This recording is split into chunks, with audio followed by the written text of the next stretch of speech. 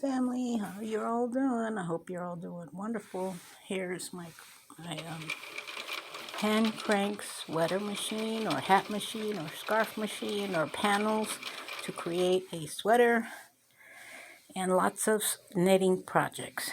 So today I have this beautiful sewing table. This is my sewing table that I use to have my sewing machine go down, and it's flat. What I did was I attached these pieces of wood, this long piece of wood, to the existing pieces of wood that I had on the knitting machine. And I just drilled some holes and added some screws. And now when I create my hat, that's where the, what you call this, it's going to sink down there, and I don't have to roll it up as much. See how much more room that gave me?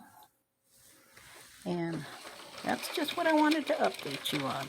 And it's clamped down very well with these, because I don't want to have this permanently on my sewing machine table.